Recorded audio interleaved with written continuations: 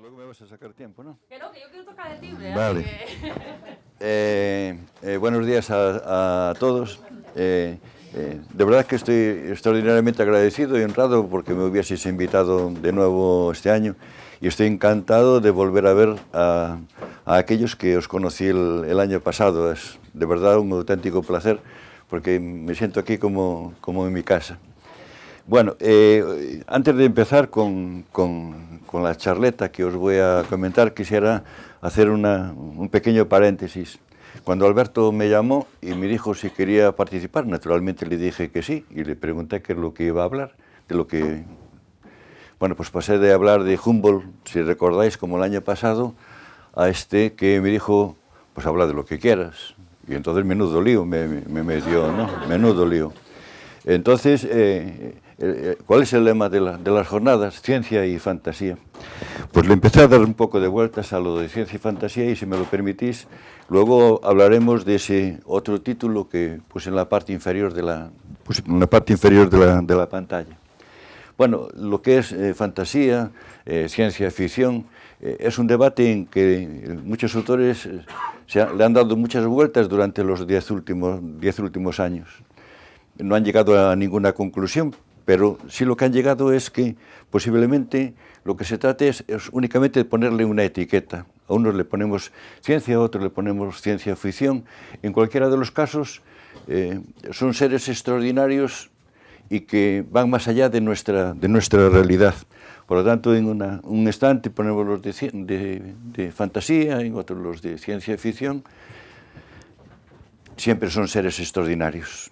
Y habéis visto con toda seguridad algunas películas en las que muestran monstruos, hormigas enormes o escarabajos que pretenden aterrorizar al personal.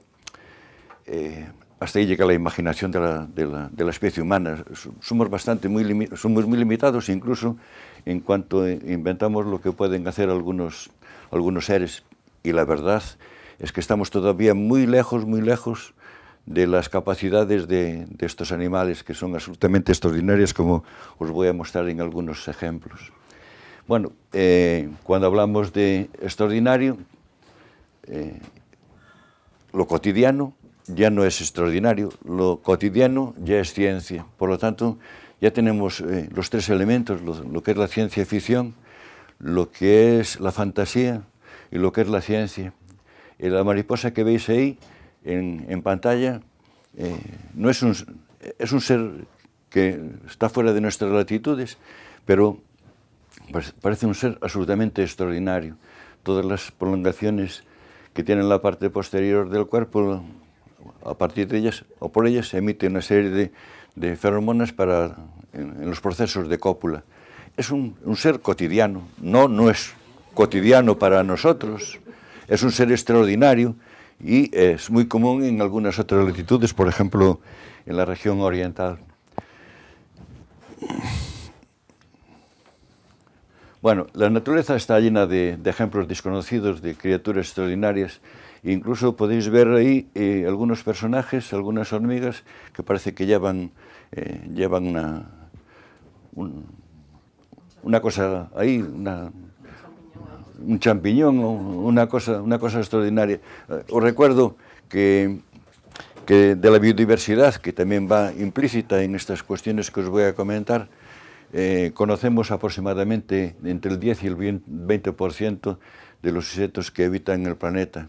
De los insectos que son, si no protagonistas de algunas de las historietas que os voy a comentar ahora, son el 40% aproximadamente. Por lo tanto, la biodiversidad que conocemos es muy poquita. Y todo esto es biodiversidad. Y quiero recordaros que la naturaleza aborrece lo que es el vacío. Por lo tanto, una buena parte de ese vacío está ocupado por formas parásitas. Es decir, que se han olvidado de esa lucha entre depredador y presa y han ocupado otro espacio que son los parásitos. Bueno, es obvio que la última parte de la imagen no es ninguno de estos seres, es seguramente un humanoide, ¿no? Bueno, aquí está un tardígrado al que antes hacía referencia mi predecesor, ¿no? Lo que vemos en la naturaleza, y si nos sumergimos en los ecosistemas, es ciencia ficción, o parece ciencia ficción, pero no lo es realidad, porque hay una grandísima cantidad de formas parásitas que convierten a otros seres en zombies. A eso se le podía llamar ecoficción o ecofantasía, y los zombies son reales y la naturaleza está plagado de ellos. Os vuelvo a recordar lo de antes, conocemos muy poquito de la biodiversidad, pero el 40% de la biodiversidad que conocemos son formas parásitas. Bueno, son maestros del control, ocupan o manipulan a los huéspedes desde dentro, haciéndolos actuar como de una forma que se autodestruyen, y en última instancia lo que benefician es al parásito.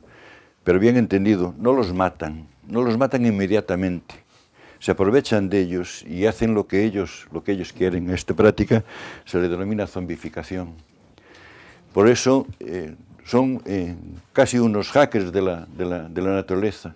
Nosotros no somos capaces de hacer todas estas maravillas que hacen todos estos animales. Vuelvo a decir que no todos los insectos son protagonistas, son también protagonistas, y en otros casos son otros animales los protagonistas. En cualquiera de los casos, hospedador y parásito son protagonistas de estas historias que os voy a comentar. En la primera de ellas, y voy a tratar de ir un poco rapidito para poder contestar a la segunda parte de la charla, que seguramente es lo que nos llama más la atención de nuestra propia estupidez, ¿no? Bueno, pues aquí vemos un nemátodo que induce al suicidio. Esa hormiga que veis en pantalla es un ser absolutamente extraordinario, como todos los insectos, claro. Y los nidos que forma son ocupados en su totalidad por las formas obreras, de tal manera que esa cabezola que tal ocupa toda la entrada del hormiguero y no deja pasar a ningún personaje. Bueno, pues este nematodo lo coloniza y convierte la parte posterior del cuerpo, como podéis observar, en una parte rojiza, seguramente porque les trae una buena cantidad de pigmentos, de quitina, etcétera, etcétera. Y entonces hace que las hormigas suban a los árboles. Lo que veis en la parte izquierda de la pantalla son frutos, y hace que el gáster de esta hormiga se mueva de igual manera que con los movimientos con el viento, se mueve igual que el resto de los frutos. Por lo tanto, es muy apetecible por las aves, y se lo comen de igual manera que se comen el resto de los frutos. De tal manera que el pájaro es un hospedador intermediario, de tal manera que luego en las heces van todos estos nemátodos, y como son ricos en sus nutrientes, son comidos por otras hormigas que se lo llevan al hormiguero y vuelven otra vez a colonizar, a parasitar a otras formas. Bueno, este es un hongo que es absolutamente tremendo, ¿no? Se conocen unas pocas especies, unas 30 especies que se supone que son parásitas, de igual manera que otros hongos que vamos a ver, pero se conocen 500 y posiblemente cumplan exactamente las mismas funciones. La función de estos hongos, naturalmente, como todos los seres vivos, es propagarse y dispersarse, como hacemos todos los seres vivos. Y nos dispersamos y ocupamos todos los medios, o tratamos de ocupar todos los medios. Bueno, infecta a las hormigas que tratan de buscar comida, y a través de las esporas se adhieren a su esqueleto y lo ocupan en su totalidad. De tal manera que bajo la influencia de estos hongos se convierten en muertos vivientes. Bueno, de igual manera hace subir a las hormigas a los árboles. Estas hormigas luego no se sabe muy bien cómo hacen y cómo afectan al cerebro y a la musculatura de estas hormigas. En cualquiera de los casos, las hace subir a los árboles, y los árboles se pegan o se sujetan con las mandíbulas a algún fragmento, alguna rama, alguna hoja, etcétera, etcétera, y se convierten como una especie de bombas en las que luego dispersan todos los hongos, de manera que a todos los hormigas o todos los insectos que estén en los alrededores, pues naturalmente los infestan. Las esporas germinan dentro del exoesqueleto. Bueno, la cuestión es que si estamos seguros que esto nos puede infectar a los seres humanos, os recuerdo que hay ya un videojuego que utiliza el Cordicipes en el mismo, y ahora ya es culpa mía. Hace un poco de tiempo leí una novela negra en el que estaba este hongo. Y dije, bueno, de esto me acuerdo, con toda seguridad me acuerdo, ¿no? Lo que pasa es que era un libro electrónico, y luego borré todo y luego ya no me acordé. Por lo tanto, sí hay un libro, pero interpretan mal el asunto del Cordicipes, ¿eh? Lo interpretan mal. Pero en cualquier caso ya está presente en algún libro de novela negra, pero fijaros que siempre nosotros imitamos lo que hacen. Y a veces mal lo imitamos, ¿no? Mal lo imitamos y no llegamos ni siquiera, ni de lejos, a la perversidad y las cosas que hacen estos organismos. Este es otro nematode. Esto seguro que alguna vez habéis tenido la oportunidad de verlo. Infecta a grillos de aqueta doméstica que bien lo conocemos. Producen unas sustancias químicas que controlan su mente y hace que el huésped se dirija a los ríos, ¿no? En los ríos se tiran, se ahogan y por lo tanto el gusano ya puede desarrollarse en el agua. Para la reproducción forman densos grupos que se conocen como nudos gordianos, en recuerdo del famoso atedijo de cuentos del rey de Cordias de Frigias. Bueno, las larvas que aquí podéis observar luego son comidas por efemerópteros, plecópteros u otros organismos acuáticos, y luego cuando estos verifican la muda, pues, y salen al exterior, salen fuera del agua, pues son comidos por saltamontes y por lo tanto volvemos otra vez a volver a un círculo. Luego hay otro fenómeno que es la alteración de la conducta. Es de un himenóptero que infecta a una especie de araña puertorriqueña. El adulto con el ovopositor le introduce una serie de sustancias en la boca de la araña, modifica completamente su comportamiento, de manera que pega al abdomen de la araña su huevo. Lo curioso del asunto es que obliga a la araña a crear una telaraña absolutamente distinta a la que hace habitualmente, con la particularidad que debe sostener ese huevo, ¿no? Que debe sostener ese huevo, como podéis ver en la parte, creo que quizá en la siguiente pantalla, y veis en la parte derecha cómo está soportando el peso del capullo. A continuación, la larva se alimenta del hospedador hasta que ésta se muere, ¿no? Ahí lo veis también en las imágenes correspondientes. La larva forma una especie de gancho, de manera que se sujeta a la tela y mata a la araña y forma capullo. Luego hay otro ejemplo que quiero mostraros. Esta es la que llamo avispa que parasita que hechiza a las mariquitas, ¿no? Bueno, pues hay un himenóptero, que es el que os muestro en la pantalla siguiente, que se sirve de un virus para paralizar a la mariquita en cuestión. Modifica su comportamiento, de manera que lo transforma en una especie de zombie.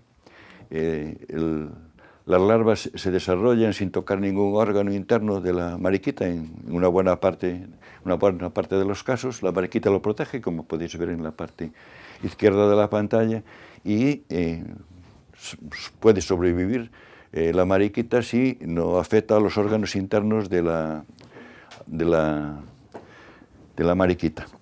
Al cabo de 7 días, si no pasó absolutamente nada, la mariquita puede volver a andar haciendo su vida, pero durante un tiempo el himenóptero estuvo protegido por la misma, como podéis ver en la pantalla.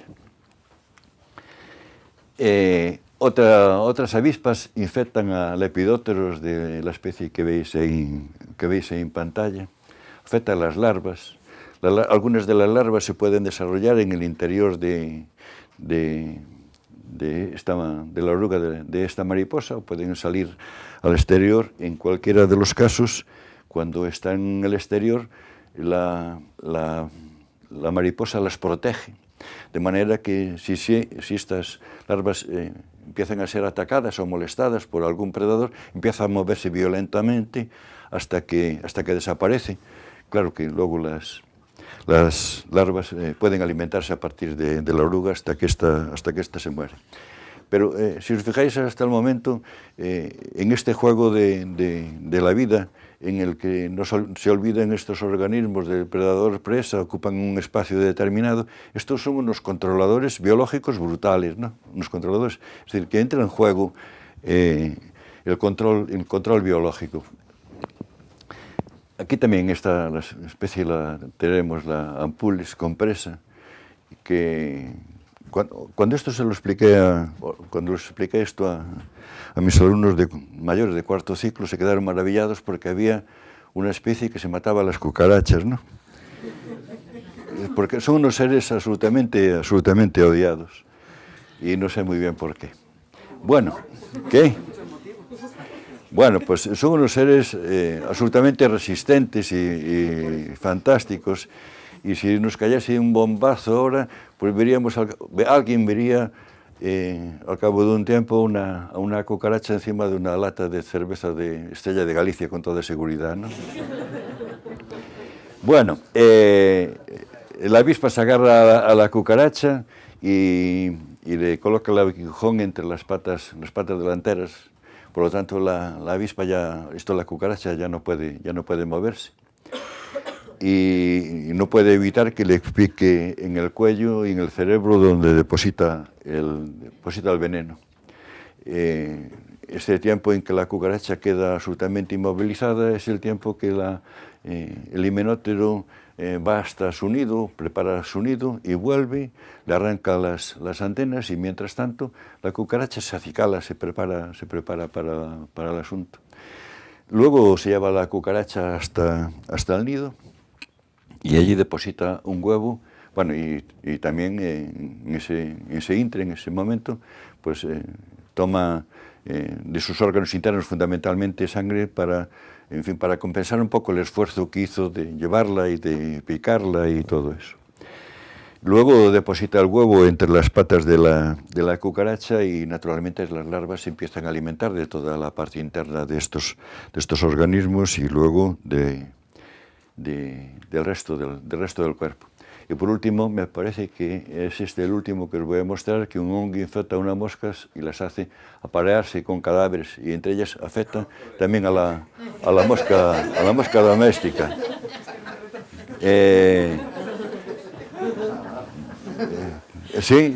Bueno, sí, bueno, es que fijaros que estarás de acuerdo conmigo, Alberto, que he superado un poco la expectativa, en el sentido de que en nuestra naturaleza tenemos ciencia, tenemos fantasía, tenemos ciencia y ficción, y conocemos todavía muy poquito de lo que realmente tenemos. ¿Qué? Bueno, todavía nos queda lo de la especie más estúpida, ¿no? Mientras acaba con la vida del animal, lo va guiando hasta que se sitúe en la parte más alta de un árbol, por ejemplo, y emite una serie de señales químicas en las que atrae al macho desesperadamente, como pasa con algunas orquídeas, que también hacen exactamente lo mismo para atraer a los machos, y de tal manera que se produce un proceso aparente de cópula, de tal manera que el macho queda también infectado y puede infectar a otras especies. De igual manera puede soltar un montón de esporas desde el árbol en donde está sujeto para infectar a otras moscas. Bueno, ciencia ficción, fantasía, zombies, la especie más estúpida de la Tierra, y ahí vamos, que es la otra parte. Estamos acostumbrados siempre cuando se habla de biodiversidad y conservación de la biodiversidad, pues de hablar de animales grandes, de los osos, de los tigres, de leones, en fin, también hay que pensar en el asunto de los parásitos, porque los estamos perdiendo. Y seguramente algunos de vosotros estaréis pensando que si protegemos la especie en cuestión, pues también protegemos los parásitos. No siempre es así. Y, por ejemplo, cuando el cóndor de California estaba en peligro, pues los conservacionistas le sacaron todos los parásitos. Por lo tanto, se acabó con el parásito y también creó ciertos problemas al bicho en cuestión. Por lo tanto, no siempre el individuo actúa como paraguas de los parásitos que se tiene. Bueno, hay dos razones fundamentales, aparte de lo aumentado, para conservar los parásitos. Uno, que es una especie y por lo tanto debemos protegerla, y segundo, la coexistencia con otro personaje, con otra especie que naturalmente perderemos el parásito. Sin embargo, en fin, ya bien sabéis el efecto que nosotros causamos en la naturaleza, el atila ecológico.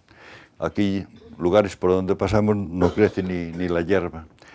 La industrialización, avances tecnológicos y algunas otras cosas más han acabado o han provocado una buena cantidad de desastres ecológicos.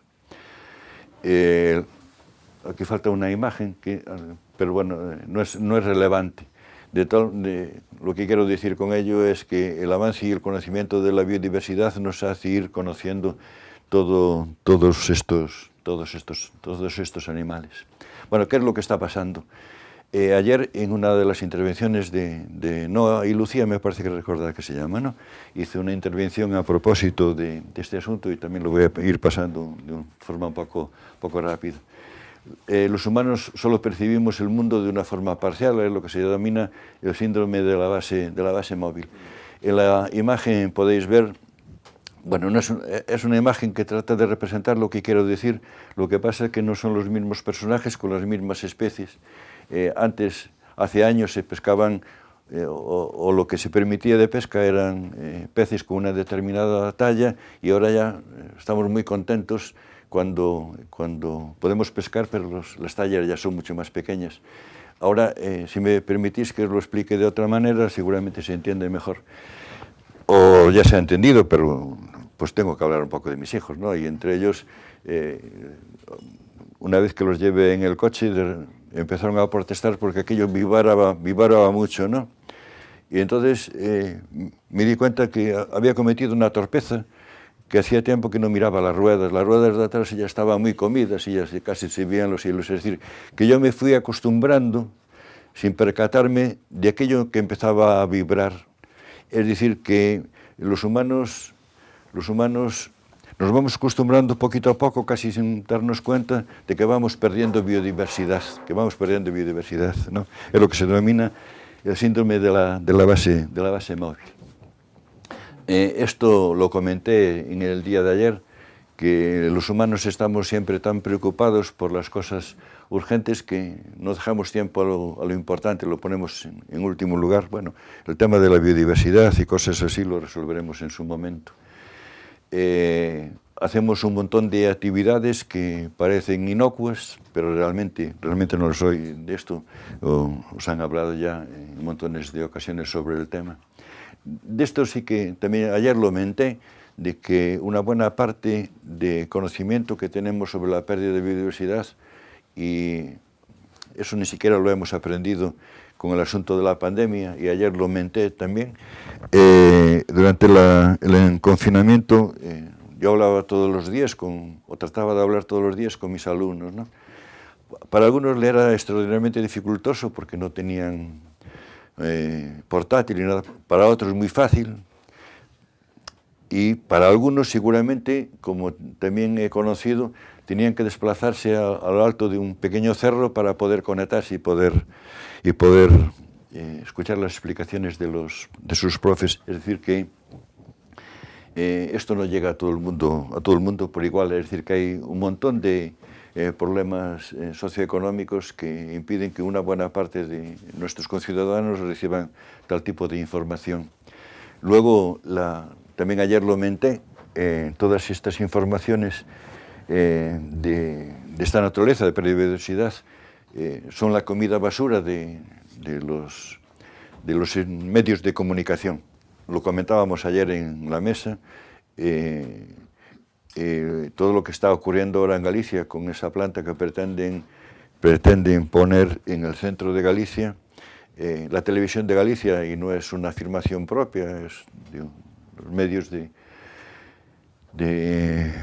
fin, de los grupos de periodistas, la televisión de Galicia no ha dado ni una sola noticia sobre eso. Es decir, que una televisión que llega a tantos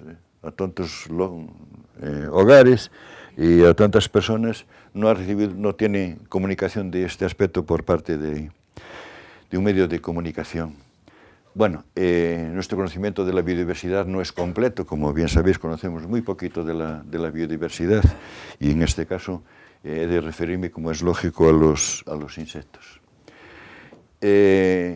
Los científicos tenemos una gran culpa, es decir, que estamos muy empeñados en publicar en ciencias de un determinado nivel y nos olvidamos con muchísima frecuencia de hacer llegar nuestros conocimientos de la forma más fácil a nuestros conciudadanos. Y estas revistas suelen ser de poco acceso a montones de personas, y la verdad es que pedirle a una persona que se ponga a leer o buscar en alguna de estas revistas, la verdad es que ya me parece excesivo. Bueno, seguramente estamos en una época de ecoterror. Creíamos que los recursos nos agotaban, pero es mentira. De repente nos encontramos con una nueva verdad. No somos hijos privilegiados de Dios, sino simples inquilinos de un espacio inconmensurable. Son nuestras sociedades industriales y capitalistas capaces de producir los cambios necesarios para seguir adelante en nuestra civilización. Pues ya veremos. Es posible que nuestra propia ignorancia nos impida ver esta ignorancia. La denominación de especie más estúpida de la Tierra, la especie humana, es debida fundamentalmente a Carlo Cipoli.